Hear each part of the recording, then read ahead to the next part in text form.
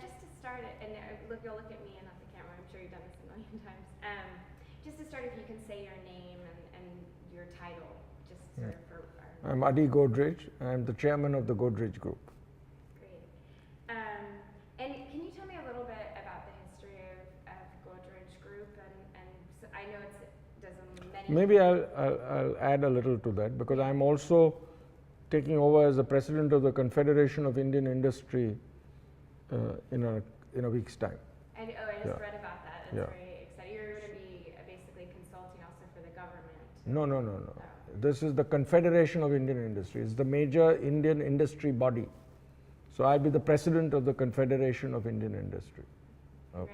Congratulations. Yeah. Maybe just to start, you can talk a little bit though about the history of Godrej Group and some of the different businesses that you have in India. Well, the Godrej Group is 115 years old. It was founded by my grandfather and his elder brother.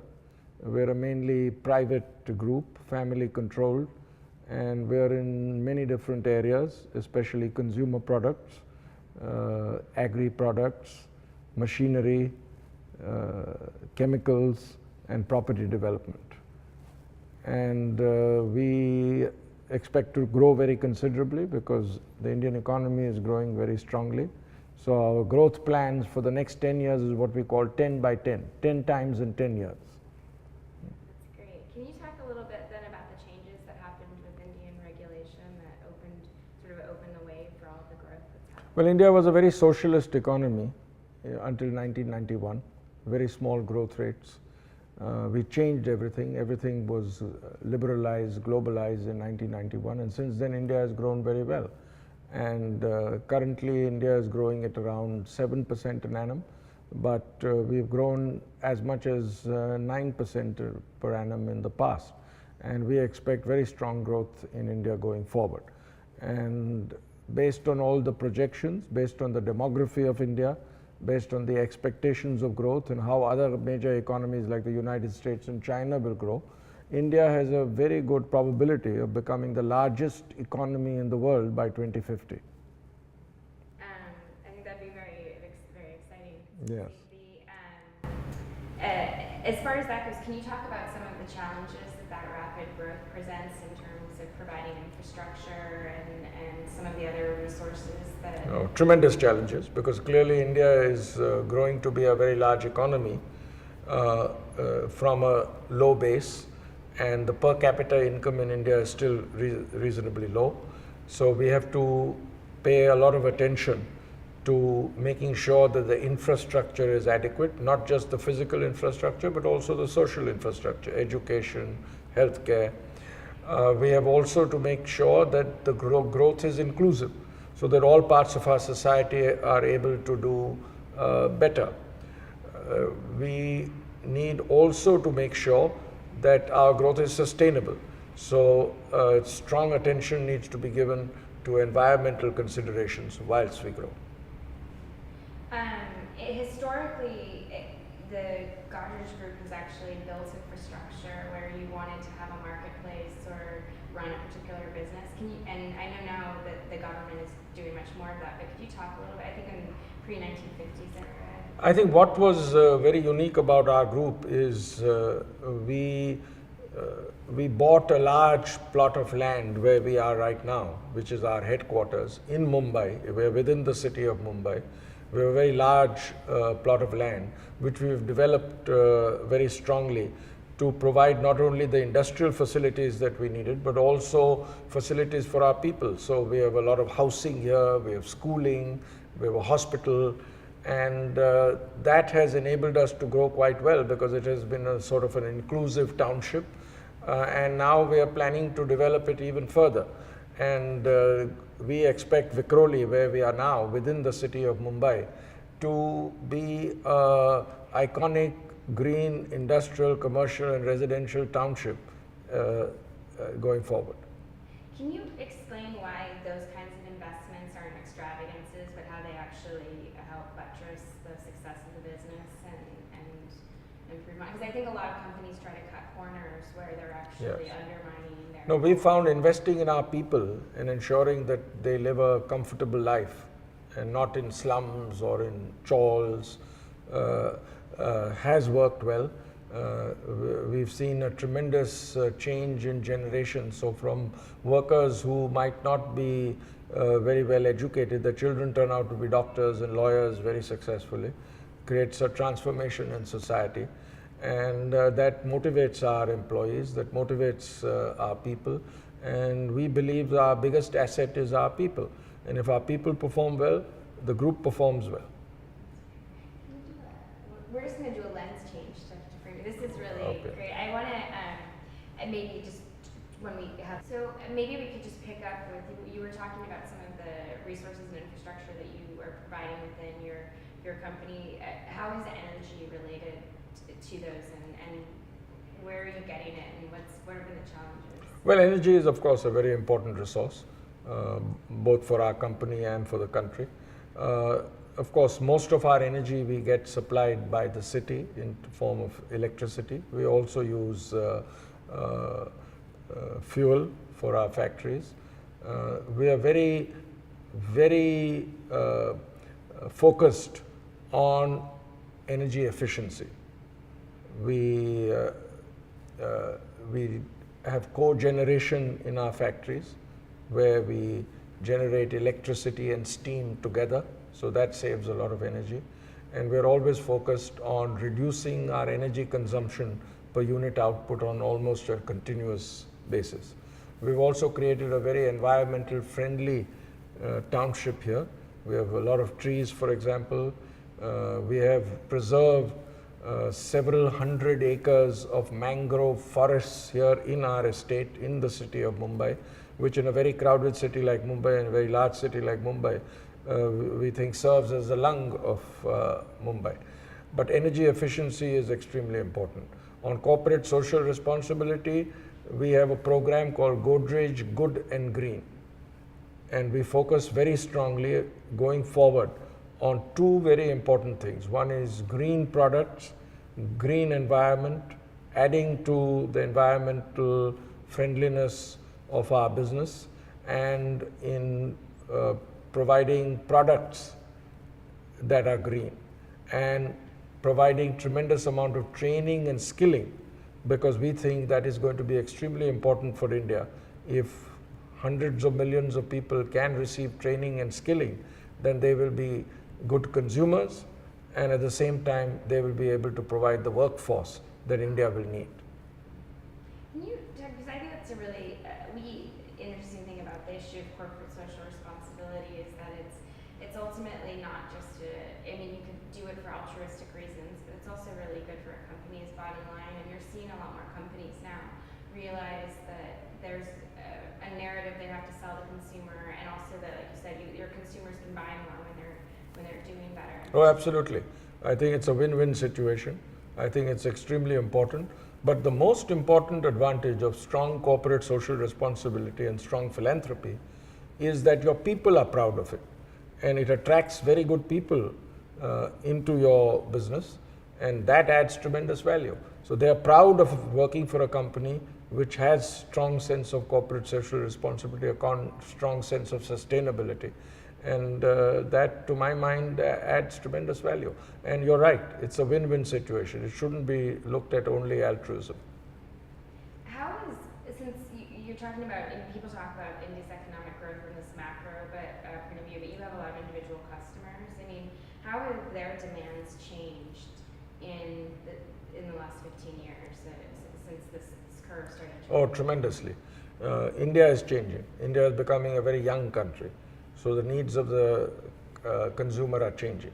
So our group has 500 million consumers who use one or the other of our products in India each day, whether they're bathing with a Godrej soap or opening a Godrej refrigerator or whatever.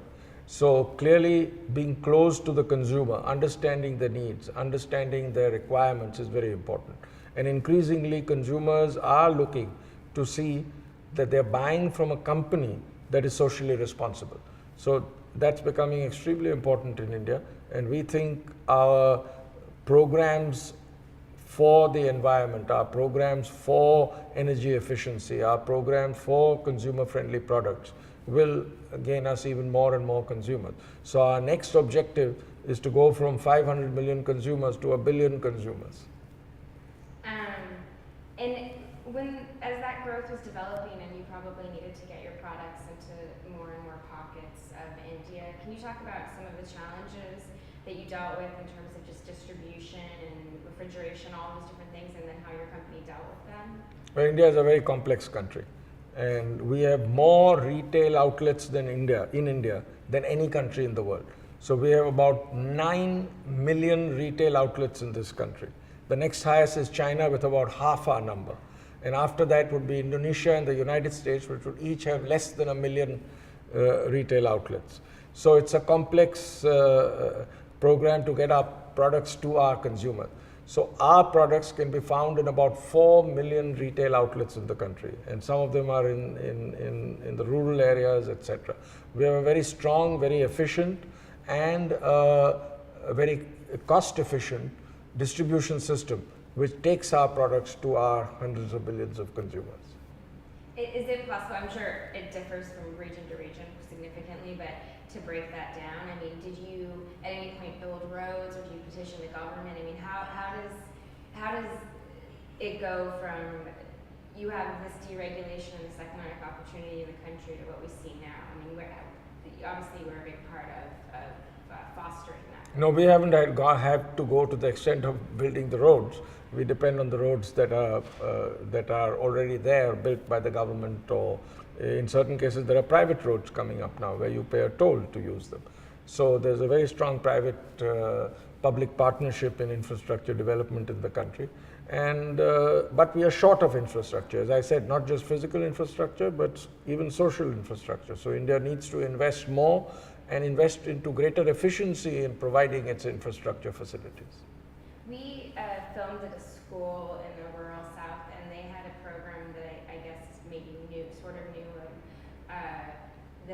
the meal programs Yes. to attract more Yes. students. I Yeah. mean, is that was something obviously to help attract Yeah, more? to give a lunchtime meal to the students who come into schools attracts more children to the schools. Make sure the girl child comes to school, which typically in India has not been traditionally very common. So, for example, in our schools also we serve lunch. Our schools on our campus, we serve lunch to all our children. Your mom was a teacher. Yes, my mom Can was you a tell teacher. us just a little bit? Well, she was a very experimental teacher. She tried all sorts of things to ensure that children learn very well, absorb very well. So one of the things she tried, which very successfully, is she taught a class every year as they became a more senior class. So she would teach in the second standard to the same students. She taught the same ones again in the third standard, in the fourth standard, etc. And that worked very well. And she used to experiment with a lot of educational ideas, which worked extremely well. Do you think that as far as on the energy side of infrastructure, I know Mumbai is privatized, right, for the electric? For the electricity, yes. When did that happen? No, fortunately Mumbai's electricity has been very efficient for decades because it was privatized for many decades. So, yes, and I think private supply situations work much better typically than governmental situations anywhere in the world. I think that's accurate. But can you talk a little bit about then because one thing that as a business person, I'm sure it's very devastating to a business to not have stable energy supplies, and with the economic aspirations of India, I guess I just am looking to have you talk about why it's so important for them to pay attention to energy if they want to meet those economic aspirations. No, I think energy is very important. For any development, energy is required. What is very important that the energy sources should be sustainable. Energy sources should be such that they do not create environmental problems. And but in India, you're right. Electric supply is not very dependable. So many companies have generators, for example, to use in emergencies. Do you think that renewable energy is a way for those companies to maybe? I mean, when we were filming in South India, and one thing that we saw that was really interesting was we went to these homes in the rural South that just had one solar light, and it seemed excessive to connect them to the grid because their demand isn't for much more than just having light at home. They don't want refrigerators and televisions and whatever else. So, I mean, do you see sort of energy solutions in India that might be changing from, the United States, I think, is at a disadvantage in a way because we have a lot of sunk costs into a grid that's very out of date. But what would you like? No, I think India is in a great position to ensure that sustainable energy creates ground, renewable energy works. There's a lot of work going on in India on solar energy. You're right, many villages have solar lanterns, for example, even solar ways of charging your telephone, because a mobile phone has become very ubiquitous in India. A very large number of people have mobile phones. Wind energy is developing very strongly. Soon there'll be a lot of wind energy developed even offshore, where windmills will be placed in the sea. And renewable energy is going to be a major source of new energy in India. And we expect costs of solar energy will come down very considerably over the next decade and make it very competitive with fossil fuel generated energy. But more importantly, even fossil fuel generated energy will be important. We have to do it in such a way that it is much more environmentally friendly. We have to work on technological solutions. I think a country like India will have to leverage a lot of the new technologies that are being developed. For example, I am very hopeful of a technology called carbon sequestration. It has great potential. It's not developed to commercial levels yet, but I expect it will. And one can then use fossil fuels and yet ensure that carbon emissions come down. We interviewed a scientist at Stanford who's working specifically on carbon sequestration. It seems like hopefully that'll be something that in the near future. I'm a great believer in science and technology being leveraged to solve global energy problems and global sustainability problems. Do you think the solutions will come from the top down, from the government, or is it more from the people, or do you think it'll come from the private sector? I mean, do you think it's a need of government policy, or? I think it needs a combination. It needs a good government policy to support technology and alternate energy, and it also needs a lot of R&D, which generally comes from the private sector in the developed world. And I expect the combination of the two will work well. The good news is that most people now globally realize that energy solutions, sustainability solutions need a lot of attention, both governments and people. And I think the way forward is moving reasonably well. So I'm very hopeful and I'm not at all despondent about the future. Good. Me neither. Do you think that because you have a better sense of the Indian consumer, and I think that one thing we've seen with India and China industrializing is this rise of the middle class, and it's been, what the positive side is that it's lifted a lot of people out of poverty. I think the negative side could be if they seek to match American consumption levels, which are not, they're excessive. I mean, do you think that there's a different mindset of the Indian consumer in terms of what they aspire to, or do you think that, because it seems to me here there's a much more of a sense of conservation, sort of innately. Yeah, there is a lot of sense of conservation. For example, in India we recycle a lot. Typically that's always been the habit. Even garbage is recycled. So I think that will continue. I think Indian consumers will continue, of course, to want to consume more. There's no doubt about it. As standards of living rise, they will want to consume more. The important thing is to ensure that this increased consumption is achieved in a sustainable manner, and it's quite possible. I am against slower development for sustainability reasons. I am very much for very rapid development, but it must be done in a very sustainable and technologically sensible manner. And reaching, because there are still a lot of people in India that haven't really felt the economic benefit of the growth yet, and how do you get that growth to them? I mean, and it seems inevitable, but hundreds of millions of people in India have got out of poverty, but there are still hundreds of millions who are poor. So we need to get them out of poverty too. But as I mentioned, it must be done in a manner where the increased consumption that is bound to come with growing standards of living is done in a sustainable manner, and is done in a manner that protects the environment and protects the Earth's capability of future development and our country's capability of future development. And I think it's possible. It needs good thinking to get it done, good planning and good execution. do you think, because I think that running a major company like you do, how do you create consumers? How do you reach those people and give them, I've read a lot about microfinancing, and there's a lot of different sort of ideas. Is there anything that the Godrej Group has done that you can talk about? Yeah, what we do very strongly is what we call bottom of the pyramid products. That means very viable products at a fraction of the cost they're available in the developed world. What Indian consumers needs are good products that fulfill their needs, but not necessarily with a lot of frills. So you don't need very complex packaging. So for example, in India, we market a lot of our products in what is known as sachets.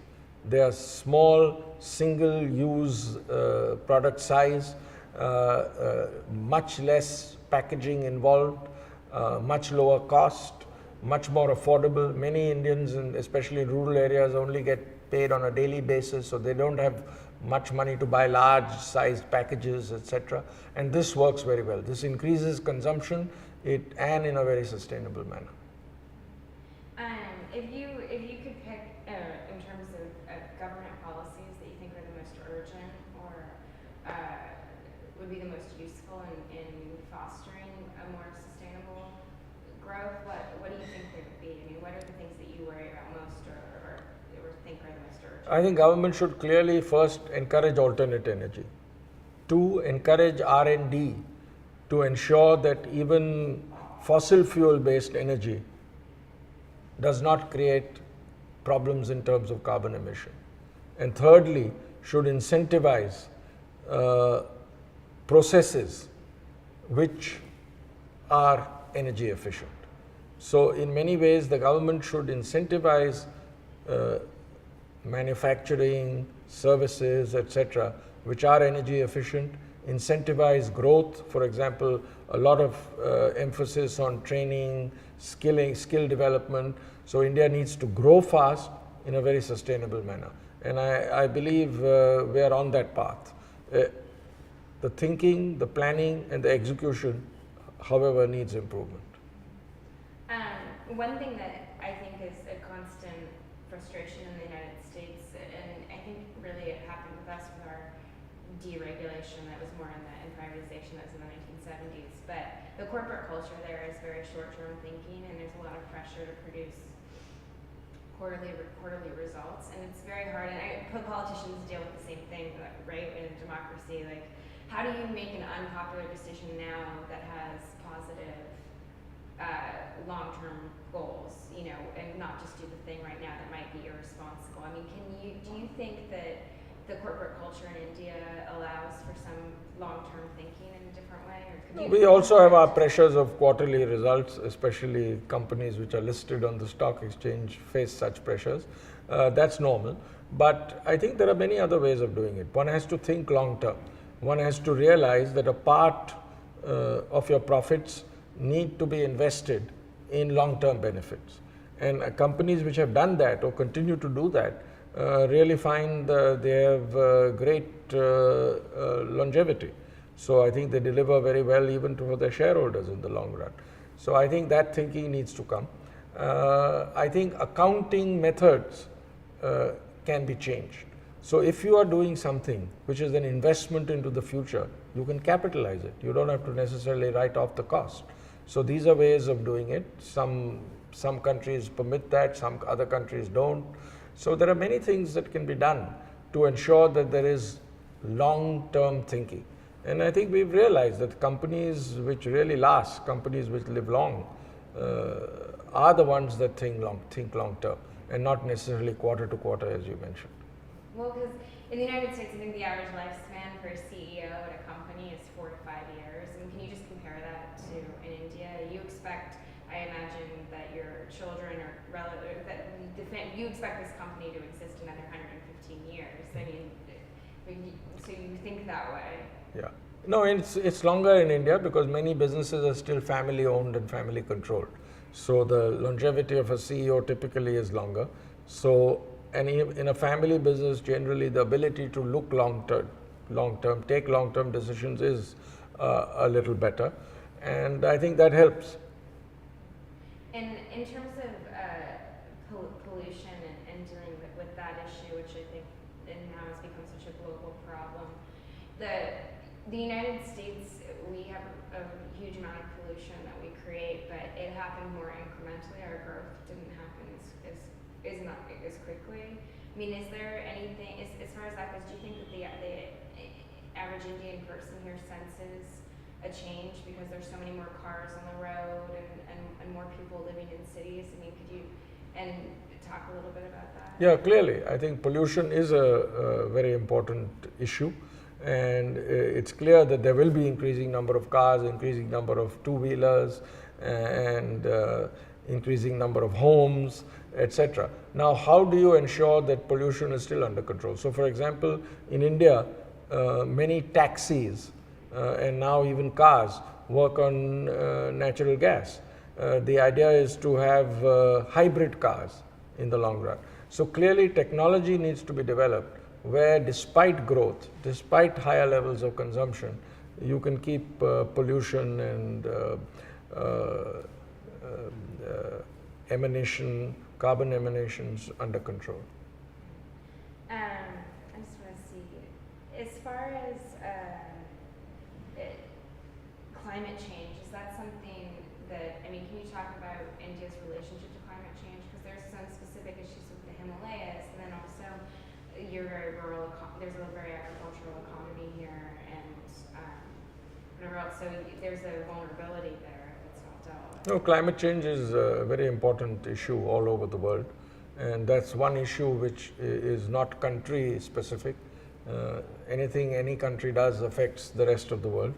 And clearly climate change will affect India quite badly. You rightly said the glaciers in the Himalaya are melting a little faster than they were. We have some very low-lying areas in India, such as the Lakshadweep Islands, etc., which if there is a sea level rise could be very seriously affected. Just yesterday we had a threat of an earthquake-related tsunami emanating out of Indonesia, but fortunately nothing happened. So yes, climate change is an important issue, and we need to cooperate in ensuring that the climate change problems are minimized. We owe it to the future generations. Do you,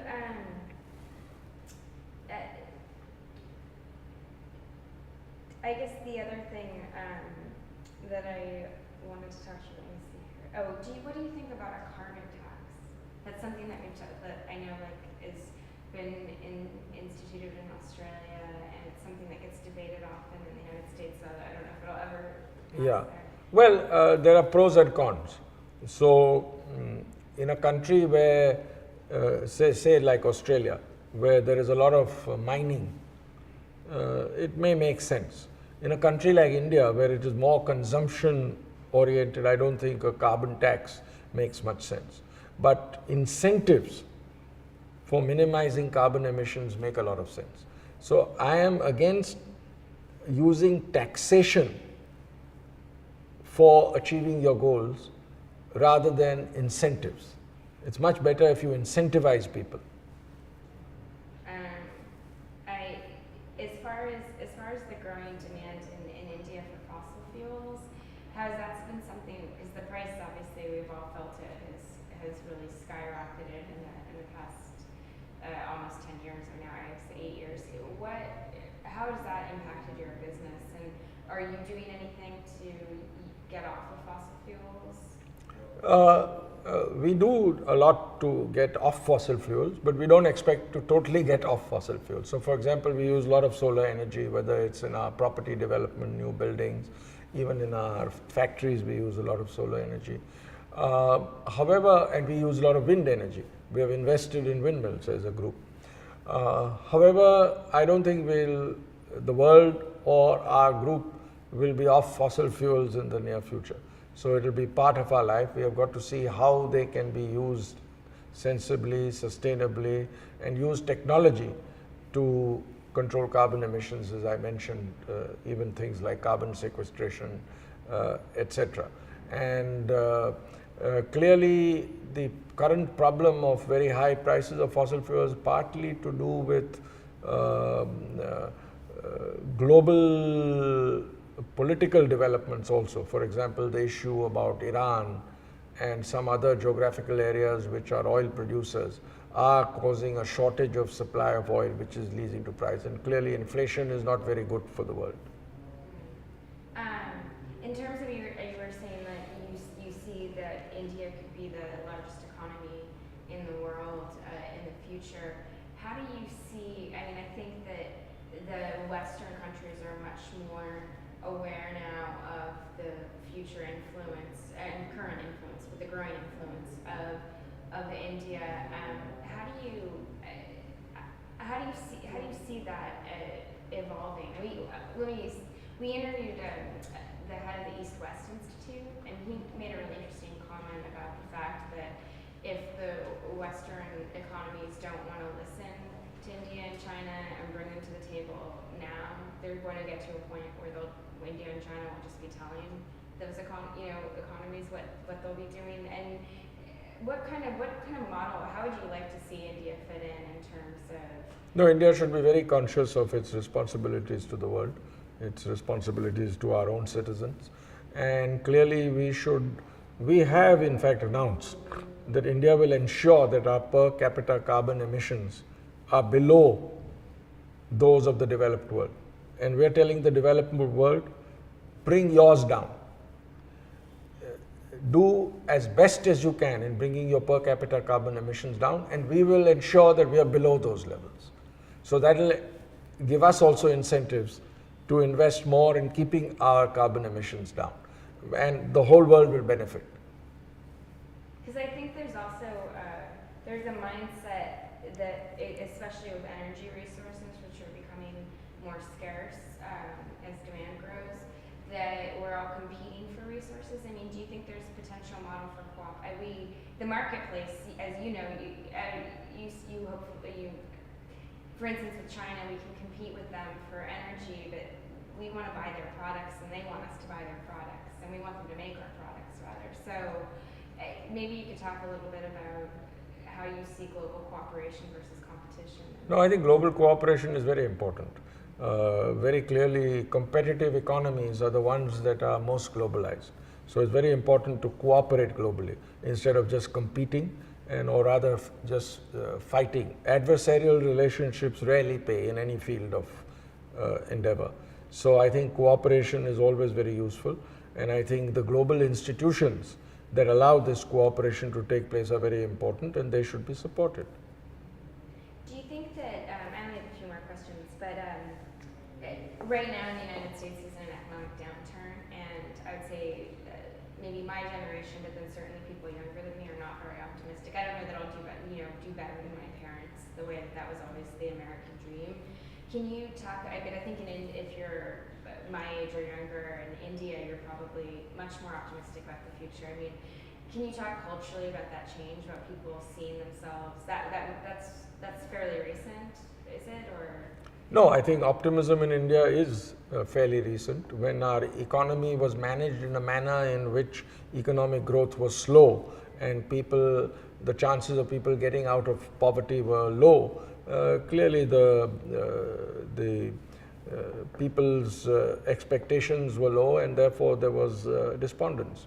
Now people are very confident. People do feel responsible.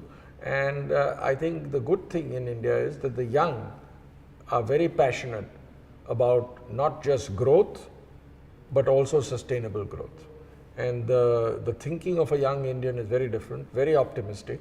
I see no reason why young Americans shouldn't also be optimistic. I think there's a lot America can do to improve its way of working, which can create stronger growth. I think, unfortunately, what's happened in many parts of the world is political thinking has become polarized. So political cooperation in many democracies tends to be more difficult these days than it was in the past. So I like to sometimes say there are too many politicians in this world and too few statesmen.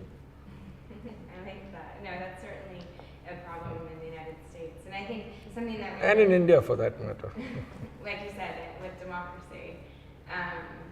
But with the film, one of the things that I'm really hoping to encourage is that entrepreneurship, because I do think the energy market has this huge, there's this gap to be filled. Oh, absolutely. If you encourage entrepreneurship, people will come out with brilliant ideas. Most great progress in the world, most great ideas in the world came through entrepreneurship. And problems which were felt insoluble have got solved quite easily. I mean, if you remember, little more than 200 years ago, Malthus had predicted the world would run out of food. We are nowhere near that situation. Technology has been able to overcome it. Now we do have problems of the environment, carbon emission, etc. A lot of people I know are quite pessimistic about the future. But I am a strong believer that entrepreneurship, technology will solve these problems. We need to just encourage that entrepreneurship, encourage the technology. Well, I think my last thing is, and I don't want to put words in your mouth, but one of the things that we saw when we were in the South was a village of basket makers, and they were able to finance from do a microfinance program and get a solar light, and they were able to double their output of baskets, which obviously raises their economic status. Sure. I mean, maybe you could say something of how energy does dictate quality of standard of living, and something about that relationship between access to energy and... Oh, absolutely. And I was so glad that the way they double their output is using solar energy, renewable energy. And clearly, I mean, even things like education. Many children are just not able to study at night because energy availability is poor. So these solar lamps, which don't need a huge distribution system, work extremely well. And India needs to encourage it. And you are right. We have the advantage that we don't have the sunk costs the developed countries have in infrastructure, which is not sustainable. So we can develop sustainable infrastructure without too much capital investment. Well, I mean, cell phones, I think, are really illustrative of that. Absolutely. It took the U.S. a very long time because they didn't want to give up their landlines, but they'd spent the money already. Oh, absolutely. Yeah, absolutely. Let me just look at my notes and make sure I didn't miss anything. I don't know if there was anything else that you wanted to... No, I think you've covered a wide gamut. Oh, I have to ask you this, but it's not, it's something I'm not sure how exactly we're going to cover it in the film, because I don't want the film to be too controversial, because like I said, I actually want the bigger takeaway for people to have is that energy should matter to them and thinking about it. But do you know much about nuclear power in India? Well, a little bit. I'm not an expert, but clearly I'm a believer in nuclear power. I think it's clean energy. Of course, after what happened in Japan post the earthquake and tsunami, I think people are worried, but I think that's over worried. There are ways of ensuring that even that kind of an accident that happened in Japan, remember those Japanese nuclear reactors were very old, and the current designs would be able to very well withstand even what happened in Japan very strongly. Now, accidents do happen. I don't think we should change our thinking about everything because of one accident. And I think nuclear power is going to be a very important way of getting away from fossil fuel and getting clean energy. No, it's funny because in the United States there's a lot of fear about nuclear power. And so there is in India. There are protests in India also about nuclear power being extended, and there are in many countries of the world. The Germans have decided after the Japanese accident that they don't want any further nuclear power. Now, they buy it from France. That's So, right. That's at right. the end of the day. That's I mean, right. I was going to say though, because there's more coal-related deaths in the United States than Yeah, than sure, nuclear. And sure. Yeah. I think the thing that's really hard about this subject is that nobody wants to give up their way of life or their aspirational way of life, and energy is necessary for us to live the way we do and the way that we hope to. That's right. And you have to sort of draw a line in the sand at some point. Of course, we have to keep using fossil fuels. Of course, we have to think about nuclear, and there's going to be this huge mix. I think the other important thing is there's no doubt that fossil fuel based energy costs will keep rising. There's very little doubt. Whereas there is very strong possibility that all alternate energy, whether it is nuclear, solar, wind, tidal, or whatever alternate energies, costs are likely to come down. So it could be a situation where these alternate energy costs are the lowest, and that will be economically extremely beneficial as these alternate energies grow. I'm looking forward to that day. It's funny because in the U.S. there's also, and you were speaking about the divisive politics, and we have a very conservative movement in the U.S. that has managed to conflate, using fossil fuels with being American and a right to freedom and all this nonsense, and all they're doing is getting poorer. We're all getting poorer because we spend so much money on it, and it doesn't go back even into the United States economy. It goes to these. Tends to be a little more cultural than economic thinking. Yeah. Exactly, and it doesn't go. It goes to places that they don't want to visit. That's right. Or business. So it's kind of funny. I guess maybe the last thing it'd be nice to have you talk about is just as a very successful businessman, you have the luxury, if you wanted to not care about these issues to some degree, and why do you think, sort of what's important to you about a sustainable future beyond your business, and maybe just speaking from a more personal. I think what's important is, I feel it's important for people like me to have a sense of responsibility and do the right thing and help propagate the right thinking. So I feel very strongly on sustainable ways of living. I'm a very strong believer in rapid growth for countries like India, but sustainably. And I believe it's not either or. I believe it works best if you pay a lot of attention to sustainability and to rapid growth. And it will feed on each other rather than becoming a vicious cycle, it will become a virtuous cycle. Well, no, sorry, you just gave me one more question. What do you think about places like Africa and areas that are behind the curve? I mean, hopefully they'll also benefit. I mean, do you see India as being in a model that they can follow eventually, or do you look at them as a potential place to expand your business, or? Yeah, we have several investments in Africa. We are doing very well in our African businesses. I think Africa is the continent of the future. The potential is very strong. Growth rates are already quite high in Africa. They average about 5 to 6%. I think they'll accelerate forward, and similar thinking will need to be applied in Africa. We find many of our products which are successful in India, especially bottom of the pyramid products that appeal to the low income people, are very successful in Africa.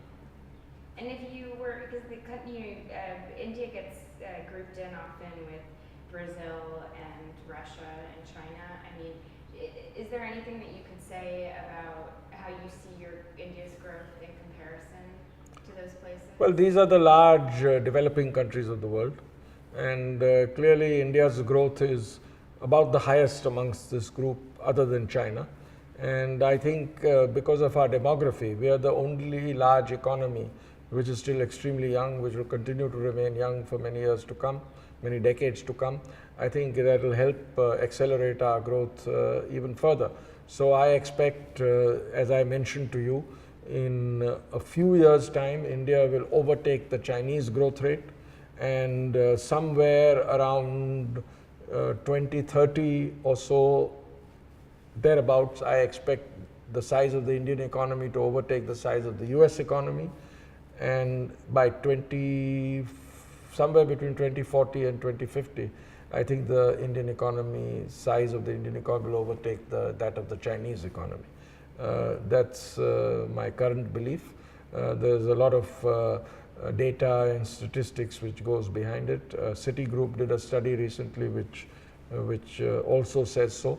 So as I said, somewhere between 2030 and 2040, overtake the US economy, and between 2040 and 2050, the Chinese economy, and hopefully do it sustainably. Do you look at Brazil or China or Russia for like any lessons in terms of how they've grown, or any? I mean, Brazil has a wonderful ethanol program. Oh yes, one should look at lessons everywhere. Even if you don't admire something, there are a lot of lessons to be learned from parts of that economy or parts of how things. And we have a lot of lessons to learn from America or Germany or Japan. And learning is very important. Being paranoid about your own country is very important. You want to do better. Continuous improvement is very important. And picking up best practices is very important. But most importantly, it's also discovering the next practices. We interviewed, I don't know if you know him, a man named Joseph Nye. He's a Oh yes. Yeah, okay. Yes. So I thought he said something interesting, because there's an anxiety. Is he still a professor at Harvard? Yeah, we interviewed him at Harvard, and we might wait for that. This will really be my last question. But there's an anxiety in the U.S. about their. Are we on time? Yeah, that's all right. No, I think they're worried about this. This is a siren for the time change. Oh, okay. It'll end in a few minutes. It's just like a. It's a factory shift change. Oh, okay. It's a siren for that. Yeah. But he said something.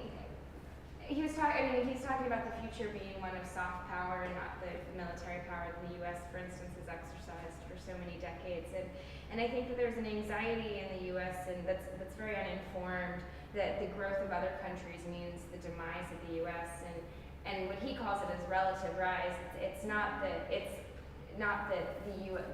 No, but that's a wrong view to take. It's not happened historically. The rise of the US, example, didn't mean the demise of Europe. And clearly the rise of Japan didn't mean the demise of the US. So I think that's a wrong. I think if the entire world grows, and India and China and Brazil and Russia grow, and Indonesia and South Africa grow, I think the world will be a better place. And it will benefit the US or Europe. The only thing one must realize is that what's very important is you can't continue the way you have been in changing times. So you need to change with the times. Every country needs to change with the times. Every culture needs to change with the times. Every people needs to change with the times. Yeah, I think you're right. Well, I think that's good. No, he said something, and actually I really liked also, is that he says it's not the rise of China and India, it's the return, because of course historically you were the major economies of the world. Only 300 years ago, India and China were the largest economies in the world. Exactly. Yeah. So not a long time ago. So I know, I think it's important to point that out, that it's like when one boat rises, all boats rise. It's not. Yeah, absolutely. Do you have time? We've just been doing sort of artistic portraits. It'll only take 5 minutes. Okay. I just want to set up. So, just to start, and I'm sure you've done this before, but you'll just look at me and try to ignore the camera. If you can just say your name and your title. I'm Nadir Godrej. I'm the Managing Director of Godrej Industries and the Chairman of Godrej Agrovet. And can you tell me a little bit about the history of Godrej Group and Godrej Industries? I mean, you've been around a long time. Yes. The Godrej Group started in 1897. It was started by my grandfather's elder brother, Ardeshir Godrej. And he started with locks. And although he was a lawyer, he became an inventor. He invented a fireproof safe. He also invented a process for making soaps from vegetable oils, because most of the animal fats produced in India were done by very crude rendering methods, and the fats were very dirty. And he thought it was very important to make soap from vegetable oils. Besides, for religious reasons, many people didn't like using soaps made from animal fats. So that was a very successful invention, and his fireproof safe was also extremely successful, especially when there was an explosion in the port. The contents of the fireproof safes were completely okay, even if the safes were damaged. Then the soap business evolved into other personal care products and also into an oleochemicals business, and that is one of the businesses I look after. And from the oleochemicals business, we went into solvent extraction and then into animal feed and then to several other agricultural businesses, which are part of Godrej Agrovet today. We have an animal feed business, agricultural inputs business, as well as we produce oil palm. The oil palm is entirely grown by smallholder farmers. We run the mills, we provide them with the planting material. And oil palm is not a traditional crop in India. It was introduced only in 1989, and already our farmers grow 50,000 hectares of oil palm, and the palm oil production in India is steadily increasing. So, in terms of the deregulation that happened in 1991, that must have impacted your business quite a bit. Can you talk a little bit? It impacted all our businesses, and for us, we felt very restricted. In the first few years after that, there were two effects. One was increased competition because the constraints were removed, and then, of course, complete freedom to do many things you couldn't do earlier, including import things. So in the beginning, the competition effect hurt us a bit, but also made us very efficient. And as time grew, it enabled our group to grow very rapidly. Especially since 2000, we have grown quite rapidly at a compound growth rate of about 20% a year. And how does energy interplay with your business? Because it must be, it's like creating products, transporting them, distributing them. Yes. We're not very big users of energy in our kind of industries because there's a lot of value added. But we have a lot of interactions with energy. For instance, we produce oleochemicals, and they're based on vegetable oils. Vegetable oil is also the raw material for biofuel.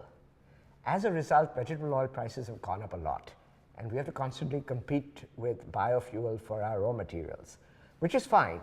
But when biofuels are subsidized, it makes our life difficult. And while if there is a shortage, it does make sense to use agricultural inputs to make biofuels, and it helps us keep the price of crude oil down. It also puts a lot of upward pressure on the price of food and the raw materials for oleochemicals. And I think it's always better to use oils for food or for value-added products like chemicals rather than just for fuel. And in our palm oil business, we actually use all our agricultural waste for all our energy needs. So we do not, we generate electricity as well as use the steam to run our factories. So they are self-sufficient in energy. Yes, and that happens with a lot of agricultural industries like the sugarcane industry in India. Well, I think there's an example I read about with the company Dow Chemical. They spent $30 billion a year on energy, and they made a $1 billion investment and reduced their yearly bill by $9 billion. Right. It's like these are, That's an amazing return. Yeah, but maybe you could talk about why it's important to a company to not use a lot of energy, just from a bottom line perspective. As this example shows, we have many examples where we invest in energy-saving devices. We make our boilers more efficient, or we make our motors more efficient, and usually we get very good rates of return. Not as much as 900%, but we are happy even if we get 70 or 80%. And to tell you the truth, even if we get 30%, we would still invest in energy-saving devices. We also think that it's very important because of greenhouse gas emissions. And here I think there is a lot of hope for India because we have more insolation than any other highly populated country. We also have a desert in Western India, the Thar Desert, where the insolation is extremely high, and it's possible in a part of the Thar Desert to produce enough solar energy to supply all the energy needs of India. Currently, solar energy is very expensive, but photovoltaic cells prices have come down at a continuous rate of 7% a year for the last 40 years. And the government has a scheme now to promote solar energy, whereby They buy all the power generated by the plants, they put it up to open bidding, and they give it to the lowest bidders. And in the last round, the bids in India came between 7 rupees and 50 paise per kilowatt hour to 9 rupees and 30 paise per kilowatt hour. Whereas coal-based electricity generation in India probably costs 3 rupees today.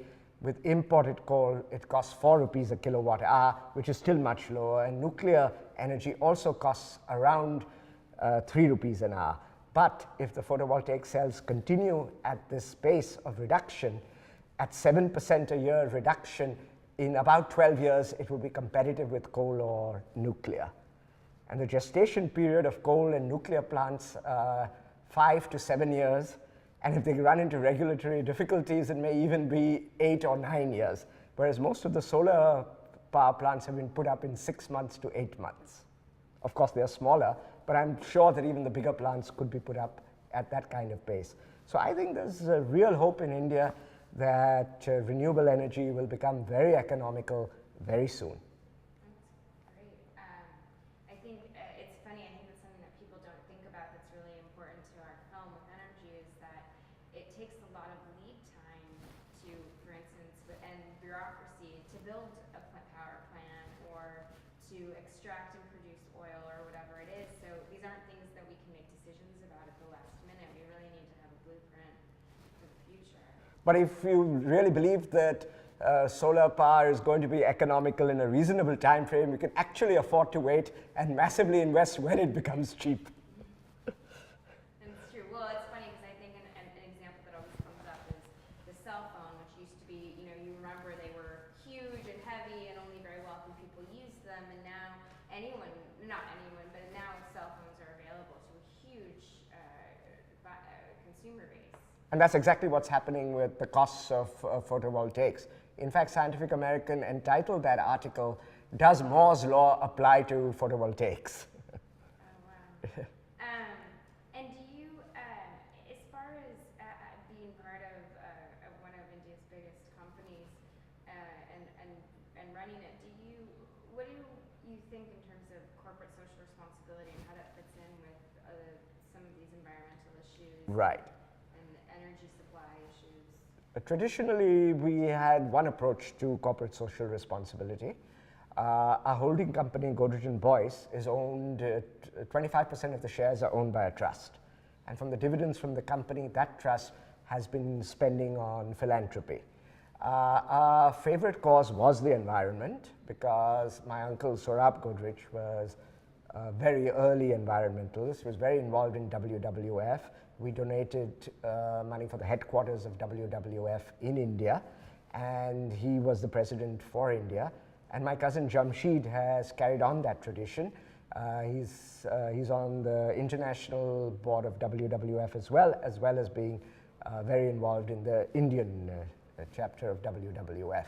We also donated for the CII, Saurabhji Godrej Green Center in Hyderabad, which was set up by the Confederation of Indian Industry based on our donation to promote green causes in Indian industry. So they do audits, they advise people, they got many companies to take a goal of 2% reduction of energy use per, specific energy use per unit of production every year.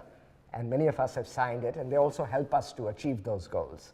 Plus, the center itself uses very little energy. It has green buildings, it has wind towers, and all sorts of other technology to save energy. They don't use air conditioning. They're designed so that they have natural cooling. That's amazing. Yeah, and we're trying to propagate all of that in the rest of the industry. So that was what we did traditionally. But over the last 2 years, we've developed a shared values program. This is a concept which comes from Harvard Business School. Michael Porter initiated this. The argument is that businesses can do things that are good, that have a high social value without actually spending a lot of money. Look for profitable opportunities to help society. And we did a study throughout our organizations. We studied what causes our employees were passionate about, and we came up with many ideas, and we took the following goals. We said that by 2020, we would be carbon neutral. We couldn't possibly do that in our businesses ourselves. We would have to invest elsewhere to do offsets to become carbon neutral. We'd also use 30% renewable energy. Actually, I think the carbon neutral goal is more stringent than the 30% renewable energy goal. And we would educate 1 million people to get jobs in the next 10 years.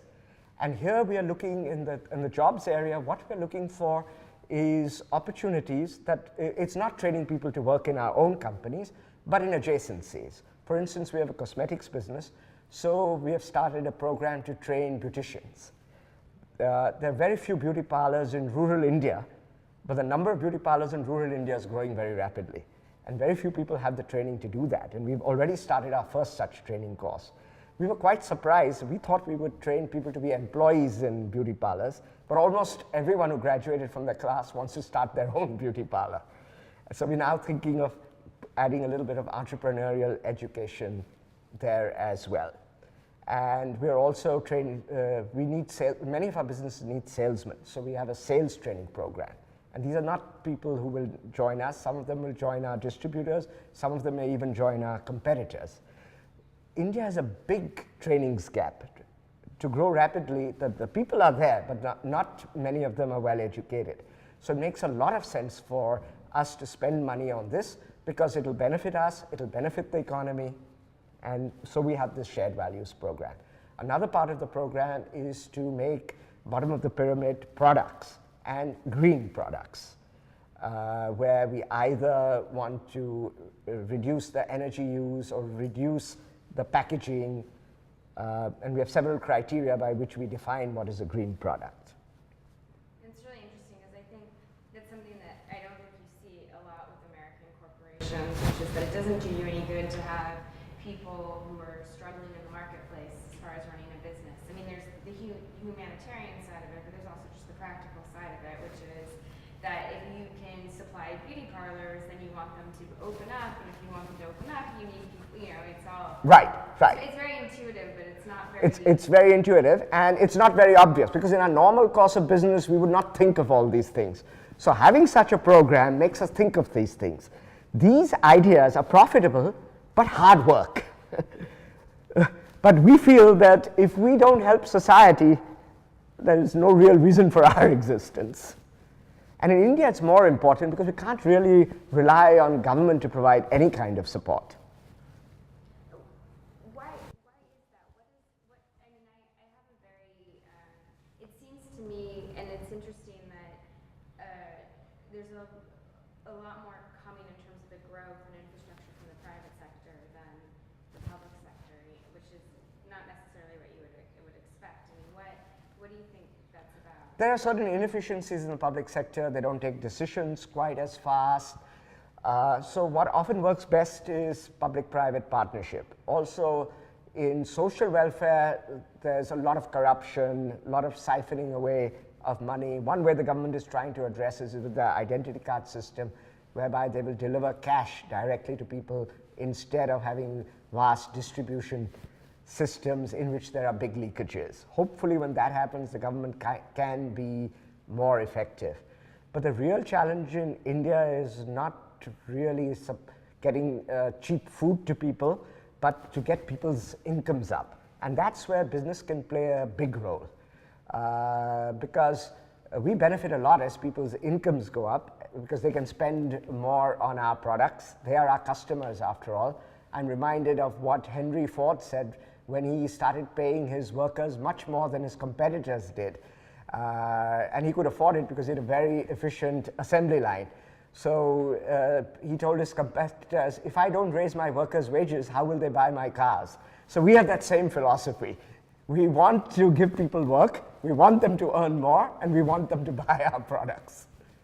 Well, it seems like one of the real obstacles to, I mean, first of all, I should say that India has brought in the past 15 years a remarkable number of people out of poverty in a very short period of time, and it's really quite inspiring and important to acknowledge. But at the same time, there's still a lot of people who haven't felt the economic benefit yet. And one thing that we've really seen when we've been here is how giving, being off the grid, not having access to transportation or lighting at home really impedes their economic ability. Like I was just telling your brother, we filmed a village where they make baskets, and they were given, or they actually they were given microfinancing loans to buy solar lamps, and now they can make twice as many baskets. Right, right. A day. So, I mean, maybe can you just connect what you were saying to? I mean, do you see providing? You said like for India, India's 100% independent or self-sufficient in food, right? So that's not your issue here so much. But is energy an issue here in terms of Yes. economic growth? And as you said,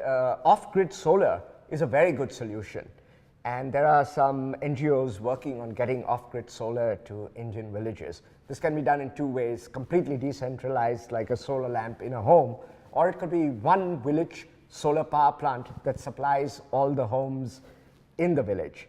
And I think it would be very good if the government also gets a little bit more active in this field. Instead of subsidizing kerosene, maybe they can subsidize off-grid solar in villages.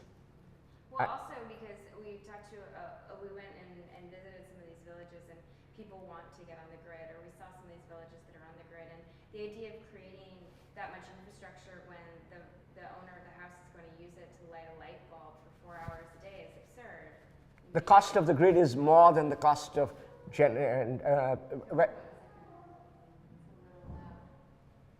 sorry, we had the bad luck of being right next to an awards ceremony.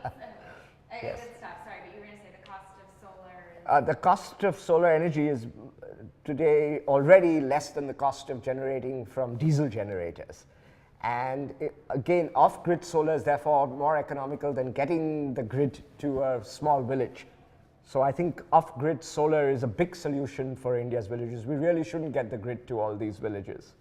Well, it's something also that I thought was interesting. Someone we interviewed said was that people want to compare megawatts of power and whatever else like production, but it's not. It's sort of apples and oranges when you do have people who will be using such a small. It doesn't matter how much more energy coal can make, how much more electricity it can make, if the use of electricity is that minor. Right, Just right. That another way.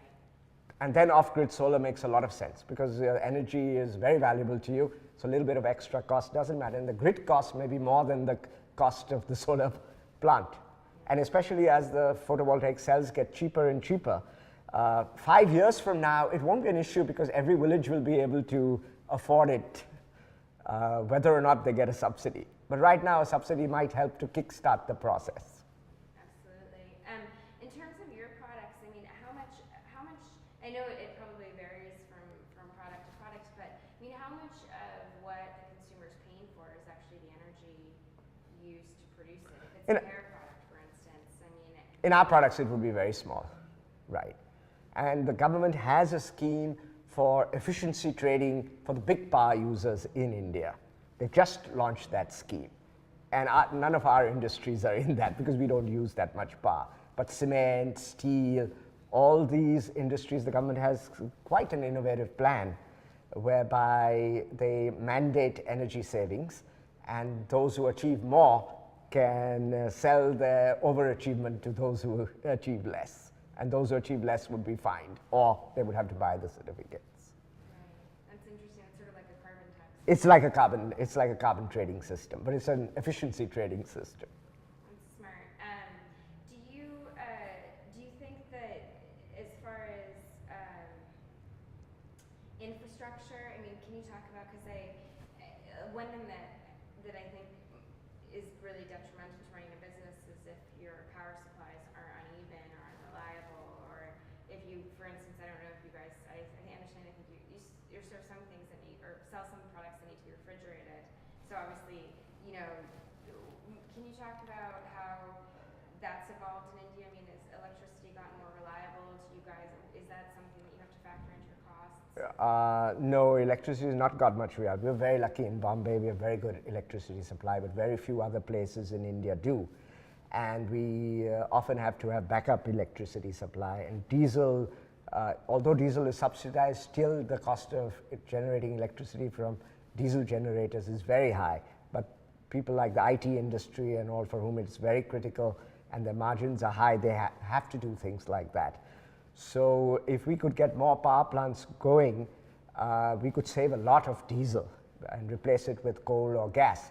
But we are facing coal shortages and gas shortages, and there are lots of issues about coal pricing.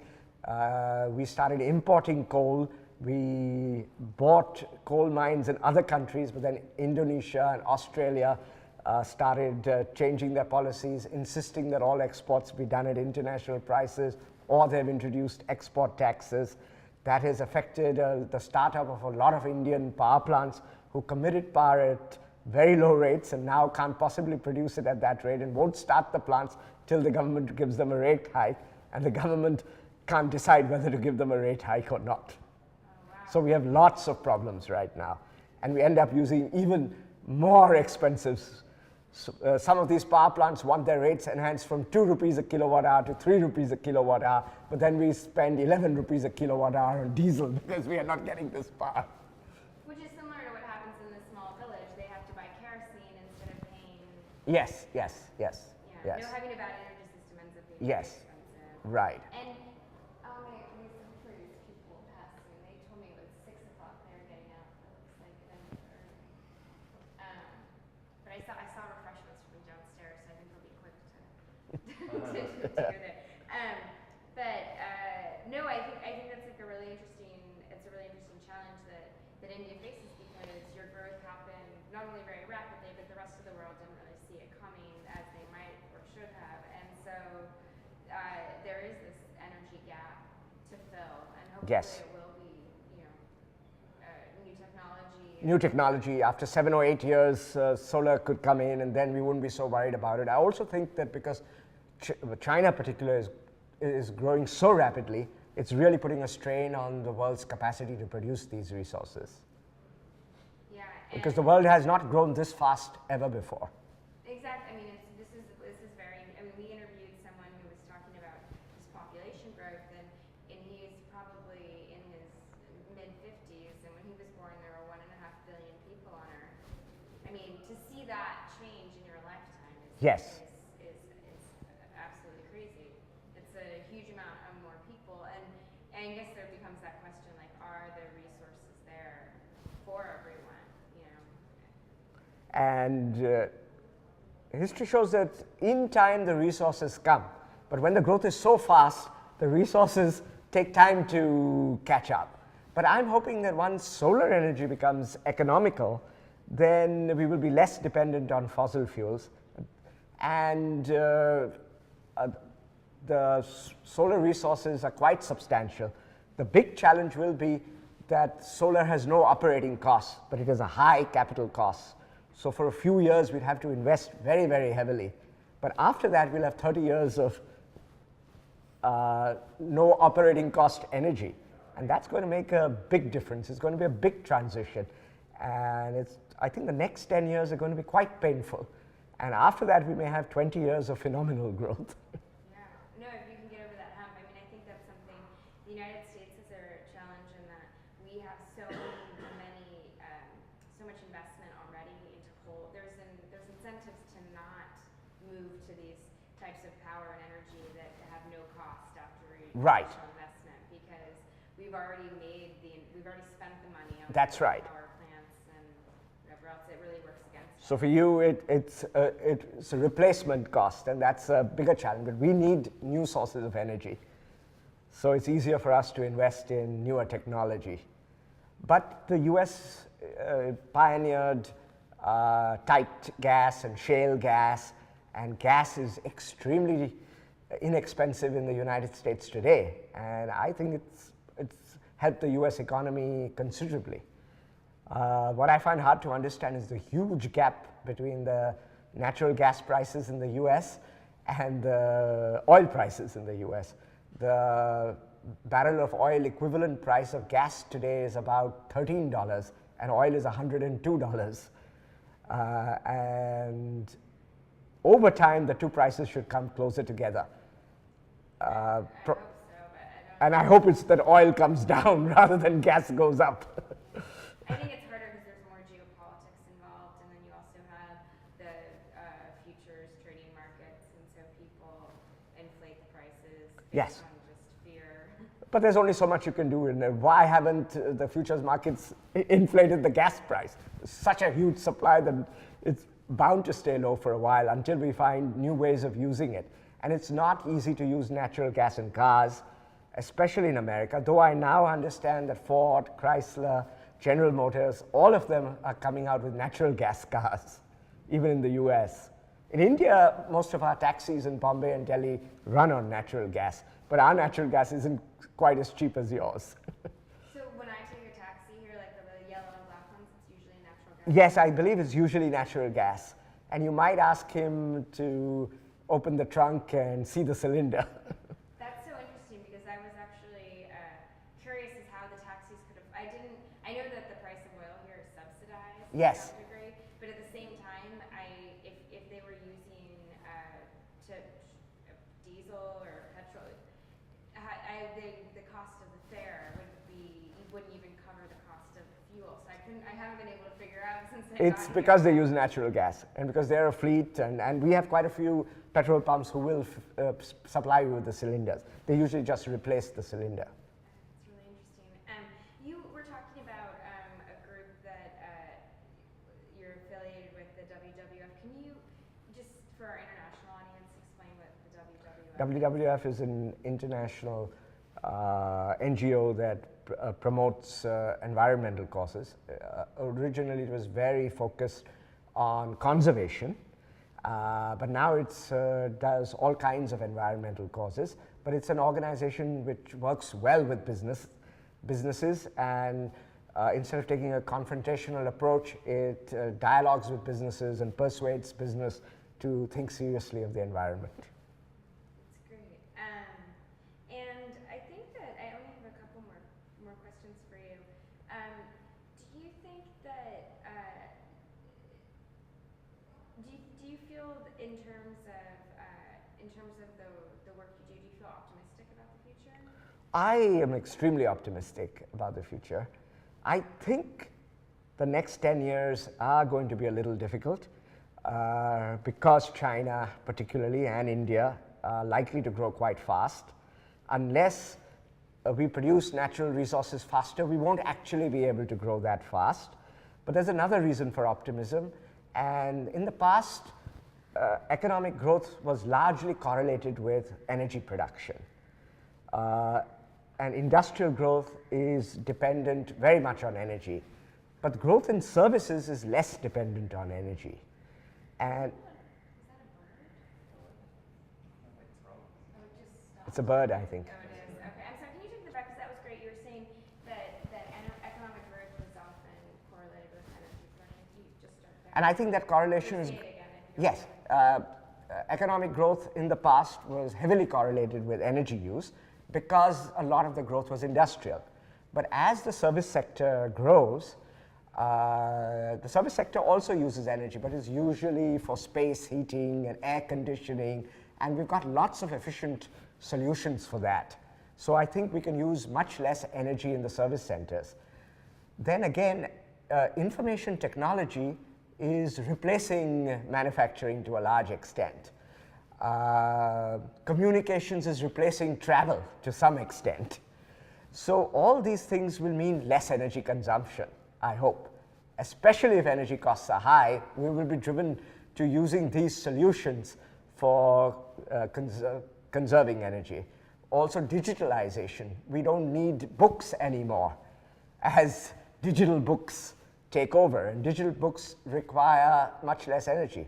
At the same time, they say the number of servers is growing a lot, and servers generate a lot of heat, but people are coming up with innovative solutions. Some people are even thinking of using the heat generated by servers to heat homes and offices, so that you don't need, you save on the cooling energy and you save on the heating energy as well. So I think we'll find lots of solutions for energy conservation. So in the next 10 years, I think our best bet is energy conservation. And after that, I feel it's solar energy. And if solar energy really becomes economical, as it is expected to do, and energy is really low cost, I think there would be explosive growth like we've not seen earlier, because today's energy costs are acting as a real drag on growth.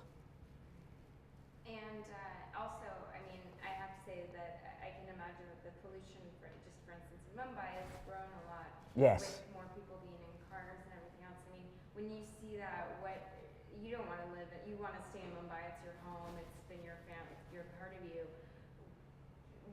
How do you see that pollution? I mean, what do you? In Mumbai, as far as I know, I haven't really studied recently, gas pollution is NOx, SO2 is not that bad, but our particulate pollution is particularly bad and was very bad when the taxis were using diesel and petrol and bad engines. They actually use second-hand old engines which were terribly polluting to save costs.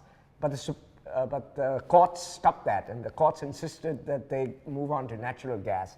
So I think there's been a lot of improvement in the pollution situation. Then again, because of weather conditions, because we are near the sea, most of the year the pollution gets swept away. In February, March, and to some extent in April, it's still bad because we tend to get inversions. The pollution sinks over the city. But in the monsoon, usually we don't have much of a problem with pollution. But particulates are still bad, and a lot of people who suffer from asthma have a very bad time in Bombay. But I also just mean on a personal level. I mean, you must want the government and you want this to be solved because you, like I said. Definitely. And I think it would be a good idea if in the cities we use more natural gas for the cars. Industry is moving away from the city, so that's not going to be a problem anymore.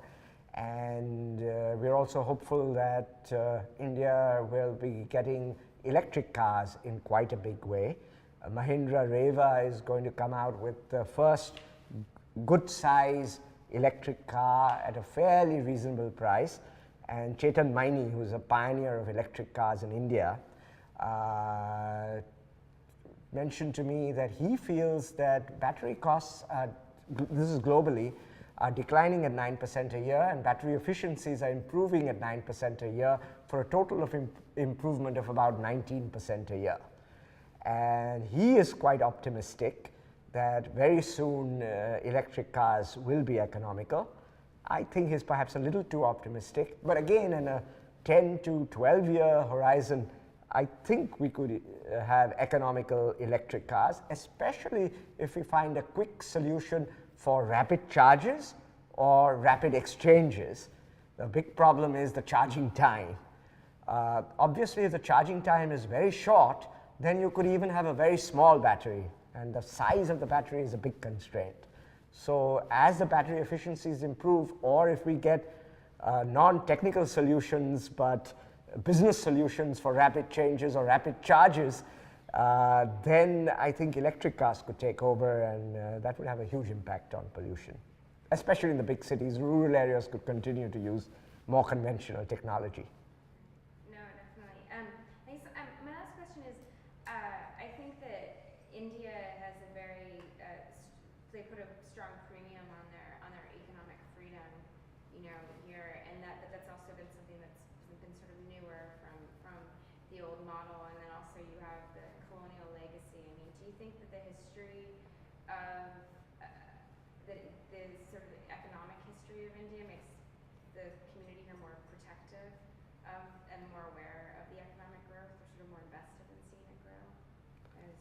I didn't quite get the question. I don't quite know how to say it.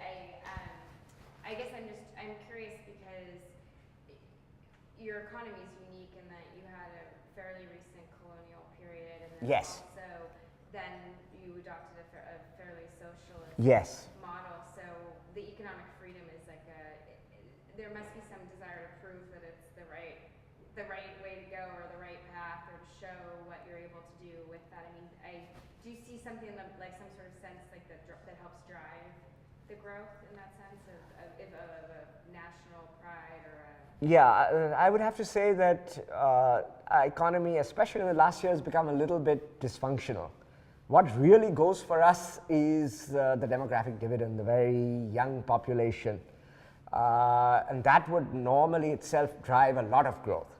But it's no use having a population if it's not well educated. And that's a big challenge. And the government is not quite meeting the challenge in primary education. Tertiary education at the highest levels is very good in India, but it doesn't spread The second level colleges and third level colleges are not all that good. But India has a very well developed private sector training system. For instance, IT training is extremely good in India. It's all private. People take short courses for 3 months or 6 weeks, and then they get a much better job. And I expect that this kind of vocational training, IT training, company-based training may fill a lot of the gap. And when that happens, we will have rapid growth. The government still continues some of its socialistic ways and anti-market ways. Several things are subsidized in India. Food is subsidized through the public distribution system, diesel is subsidized, fertilizers are subsidized, and the cost of these subsidies is becoming enormous. All sorts of other distortions are happening because different people are given the same commodity at different prices. And then people try to arbitrage between these markets. So that's causing a lot of confusion. Coal India has been ordered by the government of India to supply coal to the power plants on a guaranteed basis. And one of the international investors in Coal India is suing Coal India for supplying cheap coal to power plants and depriving the minority shareholders of their dues. So all these issues are now suddenly coming up in India and making it a little bit difficult for the economy. But it's, like you said, it's growing pains. So. It's growing pains, yes. And I think perhaps, I personally would like to see an even freer economy where the government doesn't subsidize so many things, let market forces prevail, and focuses all its energy on giving poor people vocational training. Well, I think that's really good. I don't know if there's anything else you want to add, but I feel like we really covered it. I think that covers it. Thank you very much. It was a pleasure. Is it all right if we set up and just do a small? We've been taking portraits, more artistic portraits. Sure, sure.